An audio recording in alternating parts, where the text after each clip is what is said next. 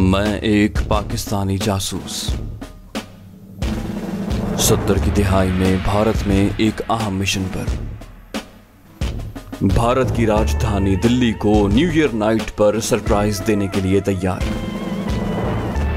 पूरी कहानी सुनने के लिए चैनल को सब्सक्राइब कीजिए और वीडियो को लाइक कीजिए और कमेंट करके बताइए कि आपको ये कहानी कैसी लगी। तो आइए कहानी की तरफ चलते हैं।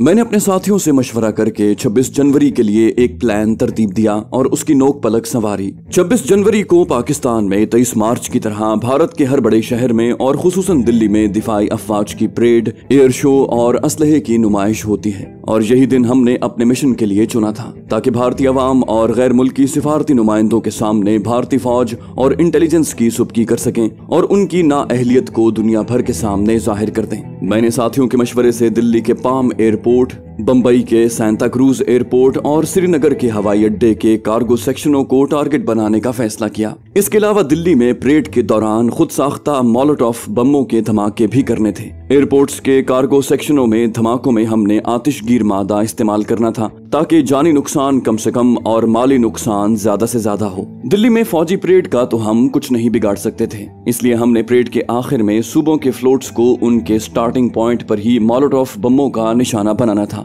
बजाय बोतलों के हमने दस्ती थर्मस के टीन के खोलों से ये बम बनाने का फैसला किया। सर्दी का मौसम होने की वजह से बोतलें हाथ में देखकर इंटेलिजेंस वालों को शुबा हो सकता था, लेकिन चाय भरी थर्मस तो परेड देखने वाले अक्सर साथ लाते होंगे और इन थर्मसों में हमारे 4-5 थर्मस बआसानी नजरअंदाज किए जा सकते थे। अपने साथियों से मशवरे से प्लान मुकम्मल करने के बाद मैं बशीर के गैराज में गया और उसे अपना प्लान बताया। आतिशी ग्रेनेड तो मैं अपने सीनियर्स के दिए हुए नए हमदर्द से दिल्ली में हासिल कर सकता था, लेकिन मोलोटॉफ बमों के लिए मैंने बशीर को कहा कि 4-5 दस्ती थर्मस लेकर उनके खोलों पर ऐसी गहरी लकीरें लगा दे जैसे दस्ती बमों पर होती हैं। एयरपोर्ट्स पर धमाकों के लिए उसने कहा कि पहले वाले 4 लड़कों में से ही वो 3 लड़के इस काम के लिए भेजेगा। उनमें से एक लड़का जो कई बार बंबई जा चुका था, उसे बंबई के लिए मुंतखब किया गया। दिल्ली का पाम हवाई अड्डा तो सभी ने देख रखा था, वहां भी काम दिखाना कुछ मुश्किल न था। बात श्रीनगर के हवाई अड्डे पर आकर ठहर गई। 1971 की जंग के बाद भारतीय फौज की मकबूजा जम्मू और कश्मीर में अददी ताकत बहुत बढ़ा दी गई थी और सर्दियों में तो अवाम की आमदोरफ्त बहुत कम हो जाती थी। इन हालात में मिशन अगर कामयाब हो भी जाए तो श्रीनगर से बाहर निकलने के सिर्फ 2 रास्ते थे, एक बजरिया हवाई जहाज और दूसरा बजरिया सड़क। इन दोनों पर चेकिंग के दौरान अगर कोई श्रीनगर में अपने कयाम की मुद्दत और जगह के मुतालिक सवालात का खातिर खा जवाब न दे सका तो उसे फौरी गिरफ्तार कर लिए जाने का हर मुमकिन इम्कान था। हमने इन खदशात के पेश नजर श्रीनगर के हवाई अड्डे को अपने प्रोग्राम से निकाल दिया और बकिया की भरपूर तैयारी शुरू कर दी। अगले रोज मैं अपने नए हमदर्द के पास पहुंचा। उसकी फैक्ट्री दिल्ली से मुलिका इंडस्ट्रियल एरिया में वाक़ थी। मैं फैक्ट्री की इंतजार गाह में काफी देर बैठा उसके फारिग होने का इंतजार करता रहा। खासी देर के बाद जब वो फारिग हुआ तो उससे दफ्तर में मुलाकात हुई। चिट पर मैंने अपना कोड पहले ही से लिख रखा था। मैंने वो चिट उसके मेज पर रख दी। इस पहली और अचानक मुलाकात में चिट देखकर वो कुछ न समझा और सवालिया अंदाज में मुझे देखने लगा। मैंने उसे कहा कि इसे उल्टा पढ़िए। उल्टा पढ़कर उसे बात फौरन समझ में आ गई। मेरे कमरे में दाखिल होते वक्त उसने मेरे सलाम का रस्मी सा जवाब दिया था। अब उठकर उसने मुझसे मुआनिका किया, खैरियत पूछी और कहा कि हम इकट्ठे दफ्तर से बाहर निकलते हैं, मजीद गुफ्तगू गाड़ी में करेंगे। इससे पहले हम दोनों ने अपने कोड्स को 2 मरतबा दोहराया ताकि एक दूसरे के मुताल्लिक कोई शक व शुबा न रहे। दिल्ली जाने वाली सड़क पर उसने धीमी रफ्तार से गाड़ी चलानी शुरू कर दी और मुझसे आमद की वजह पूछी। मैंने उसे कहा कि मुझे 6 अदद ऐसे हैंड ग्रेनेड दरकार हैं जिनकी पिन निकालने और फटने में 15 मिनट का वक्फा हो। आम ग्रेनेड पिन निकालने के 6 सेकंड में फट जाता है। उसने बताया कि ऐसे ग्रेनेड तो दस्तयाब नहीं है, लेकिन वो हमें ऐसे टाइम बम दे सकता है जिनके फटने का वक्त हम खुद सेट कर सकते हैं। उसने कहा कि आइंदा पीर के दिन ठीक इसी वक्त मैं उसे फैक्ट्री में 500 कदम के फासले पर सड़क पर मिलूं और लिफ्ट मांगने के लिए इशारा दूं। गाड़ी में ही वो मतलूबा अशिया एक सूटकेस में पैक मेरे हवाले कर देगा। उसने कहा कि मेरी फैक्ट्री में तकरीबन 80% गैर मुस्लिम काम करते हैं, इसलिए आपका फैक्ट्री में आना मुनासिब नहीं। उसने मुझे अपने घर और फैक्ट्री के फोन नंबर दिए ताकि जब भी कोई काम हो तो इन नंबरों पर फोन करके सिर्फ ये कहें कि आज आज मौसम अच्छा है और अगले रोज शाम 6 बजे मैं आपको एयरपोर्ट रोड पर पानी की सबील के पास से गाड़ी में उठा लिया करूंगा। उसने कहा कि आपको पैसे देने की हिदायत भी मिली है, इसलिए सूटकेस में 1 लाख रुपया भी होगा। मुझे ऐसा महसूस हो रहा था कि वो हमारे लिए काम भी करना चाहता है और कुछ डरा हुआ भी है। उसने मुझे दिल्ली के शुरू होते ही एक टैक्सी स्टैंड पर उतार दिया। मेरी आदत है कि किसी से मिलने की जगह से अगर मैं वाकिफ न हूं तो मुलाकात से पहले ही उस जगह को तलाश कर लेता हूं, ताकि मुलाकात के वक्त जगह ढूंढने में वक्त सर्फ न हो। टैक्सी स्टैंड से टैक्सी लेकर मैंने उसे एयरपोर्ट रोड पर चलने को कहा। ड्राइवर ने मुझसे पूछा कि एयरपोर्ट रोड पर किस जगह जाना है। मैंने उसे बताया कि ठंडे पानी की सबील वाली कोठी पर। उस सड़क पर शायद एक ही कोठी सबील वाली थी। ड्राइवर ने मुझे ठीक उसी कोठी पर उतार दिया। टैक्सी को फारिग करके मैंने उस कोठी के मालिक की नेम प्लेट पढ़ी तो मालूम हुआ कि ये कोठी मशहूर फिल्मी महानामों शमा और शमसा के मालिक यूनुस दहलवी की है। मैंने कुछ दूर और आगे जाकर एक टैक्सी पकड़ी और अपने होटल चला आया। अपनी तरफ से 26 जनवरी के इस्तकबाल के लिए हम अपनी तैयारियों में मसरूफ थे। इस दौरान पाकिस्तान से 2 मरतबा डाक मिली और हमने अपनी डाक पाकिस्तान भेजी। यशवंत बाकायदगी से डाक का पैकेट मेरे साथियों के हवाले करता और हर मरतबा 2000 रुपए लेता। पाकिस्तान से ट्रांसमीटर पर भी बाकायदगी से हमारी खैरियत पूछी जाती थी। हर काम मामूल के मुताबिक हो रहा था। बशीर ने थर्मस के 6 खोल मेरे कहने के मुताबिक बनाए थे और चारों लड़कों को उनके मिशन बता दिए थे। आइंदा पीर को मेरे नए कॉन्टैक्ट ने 6 टाइम बम और 1 लाख रुपया मुझे दिया। मैं और मेरे साथी 26 जनवरी के मिशन में अगरचे अमली हिस्सा नहीं ले रहे थे, लेकिन जंग के दिनों की तरह उनका घर हमारा ऑपरेशन रूम बन गया था, जहां पर बाहमी मशवरे से फैसले होते थे। मैं तकरीबन हर रोज बशीर के गैराज जाने लगा। चारों लड़के भी वहां आ जाते थे और मैं उन्हें मिशन के दौरान पेश आने वाली हर दुश्वारी और उससे निकलने की तरबियत देने लगा। इन लड़कों की दलेरी और खुशी खुशी मेरी हिदायत पर अमल करने और बार बार रिहर्सल के बावजूद बशाश रहने से मुझे यकीन हो गया कि ये लड़के अपने अपने मिशन को बखैर खूबी अंजाम देंगे। जनवरी के तीसरे हफ्ते में मैंने उन्हें 2 टाइम बम ला के दिए और उन्हें ऑपरेट करने की बार बार मशक करवाई। मैंने उन्हें टाइम बम 20 मिनट बाद फटने का वक्त एडजस्ट करने की भी बार बार मशक करवाई और उन्हें कहा कि टाइम बम कार्गो सेक्शन में कार्गो के बड़े बंडलों के दरमियान छुपा कर रख दें। कार्गो सेक्शन में दाखिले के लिए उन्हें बताया कि इस सेक्शन में एजेंट अक्सर सामान बुक करवाने या छुड़वाने आते हैं। वो उनके हमरा ही उनके साथी के तौर पर सेक्शन में दाखिल हो तो उनके लिए बड़ी आसानी रहेगी। यकलख तबीयत खराब होने का बहाना बनाकर किसी बड़े कार्टन पर बैठ जाएं और थैला जिसमें बम रखा होगा उसको छुपाकर और बम चलने का स्विच ऑन करके पिछले कार्टन के पीछे रख दें और फिर जल्द से जल्द वहां से निकलें। बस ख्याल रखें कि 20 मिनट में आप एयरपोर्ट वरना कम से कम कार्गो सेक्शन से निकलकर मेन टर्मिनल में पहुंच जाएं और जितनी जल्दी मुमकिन हो एयरपोर्ट से जितना दूर जा सकते हैं चले जाएं। पाम एयरपोर्ट पर आरिफ उन्हें 2 मरतबा लेकर गया और कार्गो सेक्शन में ले जाकर उन्हें अमली तौर पर वहां का माहौल दिखाया। उसने सेक्शन के एक कारकुन से यूं ही पूछा कि बुकिंग के कितने रोज तक कार्गो बंबई पहुंच जाता है। कुछ और मालूमात ली और वापस चले आए। बंबई के मुतालिक हमने फैसला किया कि 2 लड़के वहां जाएं, एक मिशन अंजाम दे और दूसरा उसे कवर करे।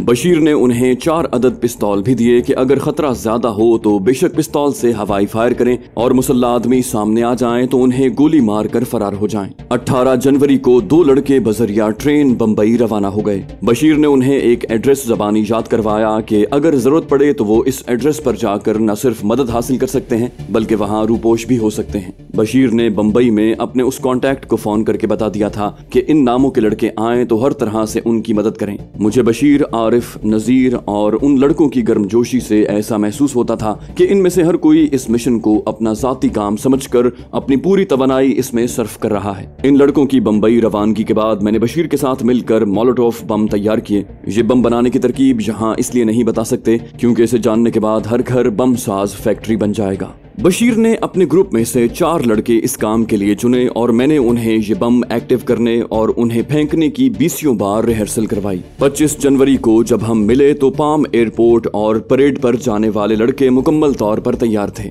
बशीर ने मिशन के बाद 2 जगहों से लड़कों को उठाने के लिए 2 प्राइवेट मोटरों का इंतजाम भी कर रखा था। मैं और मेरे साथी परेड पर जा रहे थे। मेरे नंबर 2 ने मिशन के दौरान तस्वीरें उतारनी थी और एक साथी ने उसे कवर देना था। दूसरे 2 साथियों ने चारों लड़कों को कवर देना देना था। पाम एयरपोर्ट पर कार्गो सेक्शन के अंदर तक पहुंचाने की जिम्मेदारी आरिफ ने ली थी। 26 जनवरी 8:30 बजे दिल्ली में परेड और 11 बजे दोनों एयरपोर्ट्स पर कार्रवाई का वक्त बहुत पहले ही मुकर्रर कर दिया गया था और इस मुकर्रर वक्त में तब्दीली सिर्फ मौके पर हालात को देखकर ही की जा सकती थी। बंबई जाने वाले लड़कों ने आरिफ को फोन पर अपने बंबई पहुंचने और सांता क्रूज एयरपोर्ट पर कार्गो सेक्शन में जाकर हालात का जायजा लेने का बता दिया था। ये हमारा पहला मिशन था जिसमें हम सिर्फ निगरानी करने वाले थे और सारा मिशन इन लड़कों ने पूरा करना था। मुझे अच्छी तरह से याद है कि 25 और 26 जनवरी की दरमियानी रात मैंने बड़ी बेकरारी में गुजारी। तमाम रात मैं बार बार अल्लाह पाक के हुजूर यही इल्तिजा करता रहा कि हमारा ये मिशन भी पहले मिशन की तरह कामयाबी से हमकनार हो। मैं खुसूसी तौर पर मिशन में शामिल लड़कों की सलामती की दुआ भी मांग रहा था।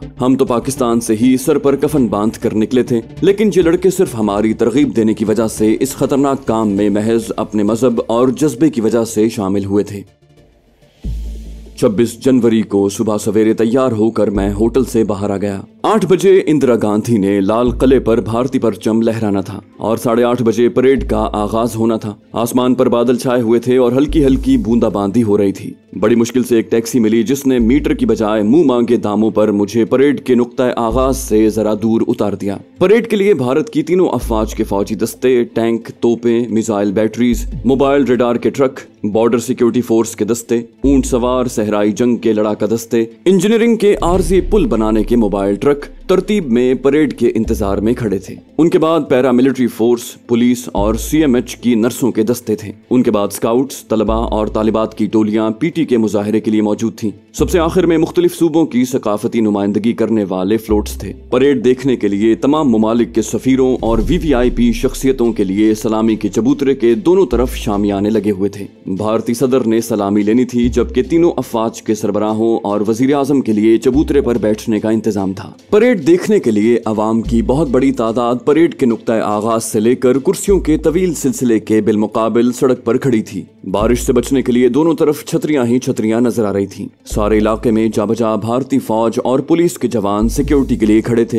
ये इतनी बड़ी परेड थी कि सलामी के चबूतरे से करीबन 1 किलोमीटर पहले चौक में दाएं जानिब वाली सड़क पर भी खासी दूर तक परेड में शमूलियत करने वाले मौजूद थे। मैंने लड़कों को पहले ही समझा दिया था कि जब परेड शुरू होने का ऐलान हो जाए तो उसके बाद ही वो कार्रवाई करें, क्योंकि ऐलान का मतलब ये होगा कि सदर, वजीर आजम और तीनों अफवाज के सरबराहों के अलावा तमाम सफीर और वीवीआईपी शख्सियात भी आ चुकी होंगी। इसीलिए मैंने कार्रवाई का वक्त मुकर्रर करने के बावजूद हालात की मुनासिबत से वक्त में तब्दीली का इख्तियार उन्हें दिया था। हमने जो मोलोटोव बम बनाए थे उनमें से हमारा मकसद सिर्फ फ्लोट्स में आग भड़काने और तोड़फोड़ का काम लेना था। 26 जनवरी को आम तातील थी। सिर्फ लाजमी सर्विसेज मसलन अस्पताल, फायर ब्रिगेड, एयरपोर्ट और रेलवे वगैरह को छुट्टी नहीं थी। हमारे सब इंतजाम मुकम्मल थे और अब सब काम लड़कों ने करना था और अल्लाह पाक ने उन्हें कामयाबी और हिम्मत देनी थी। मुझे ये कहने में कोई झिझक नहीं कि मैं खुद बहुत घबराया हुआ था। हमने भारत में जो भी काम किए थे वो खुफिया और अंडर शेडो थे। खुलेआम और लाखों अवाम के दरमियान नीम तरबियत याफ्ता लड़कों के जरिए धमाका करने का ये हमारा पहला तजुर्बा था।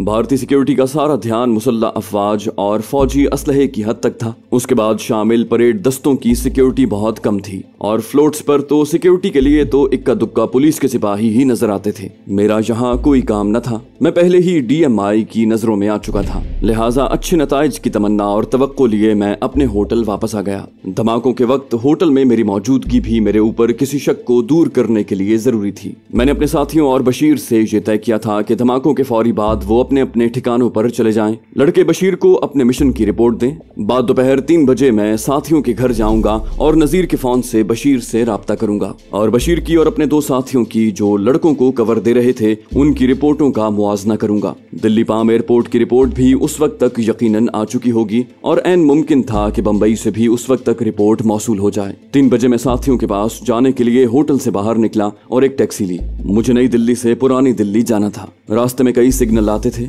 एक सिग्नल पर जब टैक्सी रुकी तो अखबारों के जमीमे बेचने वाला चिल्ला चिल्ला कर जमीमें फरोख्त कर रहा था। अंग्रेजी का सिर्फ एक जमीमा मिल सका, बाकी सब हिंदी जबान के थे। जमीमे में शह सुर्खियों में परेड में शमूलियत करने वाले 4 फ्लोट्स पर धमाके, आग लगने और फ्लोटों पर मौजूद 20 से ज्यादा अफराद के जख्मी होने की खबर थी। दूसरी सुर्खी में पाम एयरपोर्ट पर कार्गो सेक्शन में बम धमाके से कार्गो की खास बड़ी तादाद के तबाह होने और छत का एक हिस्सा गिरने का लिखा हुआ था। अखबार में ये भी लिखा था कि दोनों जगहों पर मौके पर कोई गिरफ्तारी अमल में नहीं आई और पुलिस कार्गो सेक्शन के अमले को हिरासत में लेकर पूछगिछ कर रही है। जबकि फ्लोटों पर धमाकों से आवाम की अफरा तफरी और भागने की वजह से कई अफराद गिर के भी जख्मी हो गए थे। जो खबर सुनने के लिए मैं साथियों के पास जा रहा था उसका बेशतर हिस्सा मुझे ज़मीमे में ही मिल गया था। यहाँ मैं आपको दोनों जगहों पर धमाकों के मुतालिक कुछ बताना चाहता हूँ। कार्गो सेक्शन में धमाका करने वाले लड़के को मैंने सख्ती से हिदायत की थी कि बम को ऑन करके बड़े कार्टनों के बीच में फेंक दे। इस तरह बम की शिद्दत में नुमाया कमी हो जाती है। 360 दर्जे के गोल दायरे में 180 दर्जे ताकत तो फर्श पर ही खत्म हो जाती है। बाकी 180 दर्जों में तकरीबन 140 दर्जे बम की शिद्दत दोनों अतराफ के कार्टनों को तबाह कर देती है और आग लगा देती है, जबकि सिर्फ 35 से 40 दर्जे धमाके की शिद्दत सीधी ऊपर जाती है, जिसके नतीजे में कई कार्टन तबाह हो गए और उनमें आग लग गई। छत का एक हिस्सा गिर गया और फर्श पर गड्ढा पड़ गया। अलबत्ता कोई जानी नुकसान नहीं हुआ। फ्लोट्स पर मोलोटोव बम चूंकि फेंके गए थे, इसलिए थर्मस के खोलों के टुकड़ों से उन फ्लोटों पर मौजूद लोग जख्मी हुए और फ्लोट्स जो लकड़ी के ढांचों पर बनाए जाते हैं उनमें भी फौरी तौर पर आग लग गई। दिल्ली में हमारा मिशन पूरी तरह से कामयाब हुआ था। परेड के दौरान फ्लोटों पर धमाके, आग लगने और लोगों के जख्मी होने से फ्लोटों की परेड में शमूलियत न हो सकी। गैर मुल्की सफीर और वीवीआईपी आग लगने, लोगों के जख्मी होने और भारतीय सिक्योरिटी की नाअहलियत के गवाह थे। अवाम की अफरा तफरी और भाग दौड़ ने धमाकों के तासुर को दो चंद कर दिया था। पाम एयरपोर्ट पर धमाकों ने रिस्ट्रिक्टेड जोन में भारतीय सिक्योरिटी की धज्जियां उड़ा दी थी। अगर हम चाहते तो इन धमाकों से 20 अफराद भी हलाक हो सकते थे, लेकिन अव्वल तो भारतीय निहत्ते अवाम को हलाक करना हमारा मकसद न था। दूसरे हलाक की सूरत में सबकी हमदर्दियां हलाक शुदगान और भारतीय हुकूमत के साथ होती। लेकिन अब सूरत हाल ये थी कि सब भारतीय सिक्योरिटी खुसूसन 26 जनवरी के हवाले से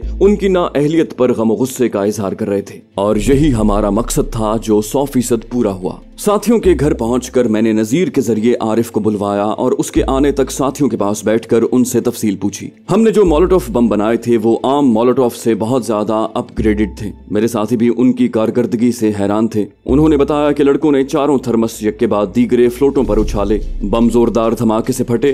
उनके टुकड़ों ने न सिर्फ फ्लोटों पर खड़े हिस्सा लेने वालों को जख्मी किया, बल्कि करीबी खड़े चंद परेड देखने वाले भी जख्मी हुए। बम फटते ही फ्लोटों में आग लग गई। वहां खड़े अवाम डर कर भागे और इस अफरा तफरी में लड़के भी भाग गए। बशीर ने उनके लिए गाड़ियों का इंतजाम पहले ही कर रखा था, लिहाजा वो बखैर आफियत अपनी मंजिल पर पहुंच गए होंगे। आरिफ ने बशीर को फोन करके भी इस बात की तस्दीक कर ली थी। आरिफ नजीर के घर आ चुका था। मैं नीचे आया और दोनों को मुहिम की कामयाबी की मुबारकबाद दी। उन्होंने हम सबको मुबारकबाद दी। आरिफ ने बताया कि एयरपोर्ट पर काम सरअंजाम देने में कोई दुश्वारी पेश नहीं आई। कार्गो सेक्शन में उस वक्त सिर्फ 2 आदमी हॉल में मौजूद थे। लड़के ने कार्टन्स को देखते ही बम को ऑन कर दिया और इन कार्टन्स पर ऐसे बैठ गया जैसे किसी का मुंतजिर हो, और फिर मौका मिलते ही बम का थैला दोनों कार्टनों के दरमियान फेंक दिया। उसने स्टाफ को कहा कि मुझे 11 बजे यहाँ एक क्लियरिंग एजेंट ने मिलने को कहा था। मुझे एक जरूरी काम से वापस जाना है, इसलिए अगर कोई पूछे तो उसे बता दें कि चंद्र आकर चला गया है। ये कहकर लड़का बाहर चला गया। मैं एयरपोर्ट से बाहर गाड़ी में उसका इंतजार कर रहा था।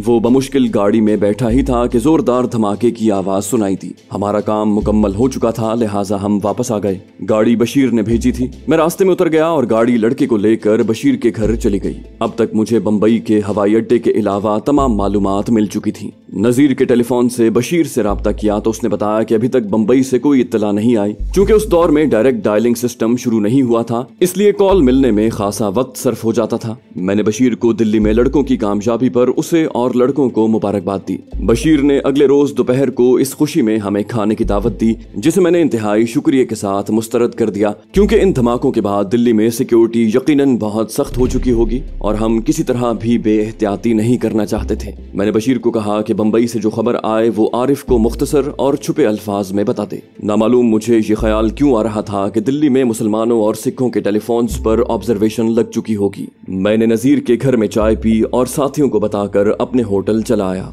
दूसरे रोज मैं अभी कमरे में ही था कि नंबर 2 का फोन आया और उसने हमारे तयशुदा कोड में बताया कि चाय की 2 पेटियां बगैर टूट फूट के गोदाम में पहुंच चुकी हैं। इसका मतलब ये था कि बंबई गए हुए दोनों लड़के अपना काम करके बंबई के ठिकाने पर बखैरियत पहुंच चुके हैं। मुझे उनकी तरफ से भी तसल्ली हो गई। मैंने नाश्ता कमरे में ही मंगवा लिया और अपने मुकर्रर करदा 2 अखबार ट्रिब्यून और टाइम्स ऑफ इंडिया देखने शुरू किए। दोनों अखबारों के पहले सफे परेड के दौरान धमाकों और दिल्ली और बंबई एयरपोर्ट्स पर धमाकों की खबरों और तस्वीरों से भरे पड़े थे। ट्रिब्यून ने तो अपने इदारिये में साफ लिख दिया था कि 26 जनवरी को दिल्ली और बंबई में धमाके पाकिस्तान के एजेंटों या आजादी पसंद सिखों ने किए होंगे। टाइम्स ऑफ इंडिया ने शानदार परेड को सिंबल ऑफ नेग्लिजेंस करार देते हुए कहा कि ऐसी नुमाइशी परेड की बजाय हमें अपनी सिक्योरिटी पर तवज्जो देनी चाहिए। दुश्मन हमारे अंदर इतना घुस आया है और इतनी बेखौफी से कार्रवाइयां कर रहा है कि जिसकी मिसाल नहीं मिलती। परेड के दौरान ये हादसा और दिल्ली और बंबई के हवाई अड्डों पर धमाके दरअसल हमारे मुंह पर दुश्मन का भरपूर तमाचा है। अभी 31 दिसंबर के तमाचे की गूंज खत्म भी न हुई थी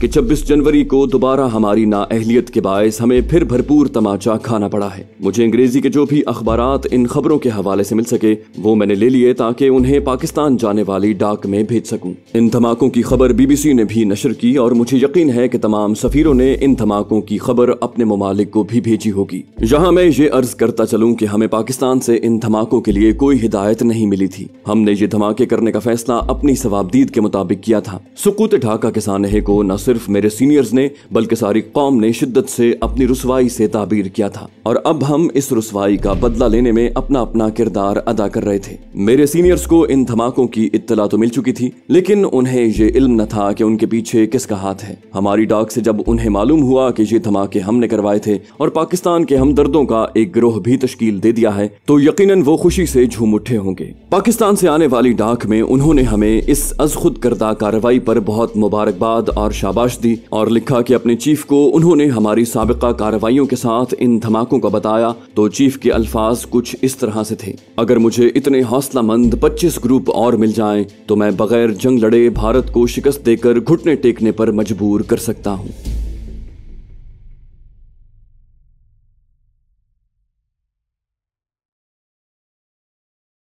तो दोस्तों ये थी हमारी आज की एपिसोड। उम्मीद करते हैं आपको हमारी कहानी पसंद आई होगी। जाने से पहले इस वीडियो को लाइक कीजिए और शेयर करना मत भूलिए।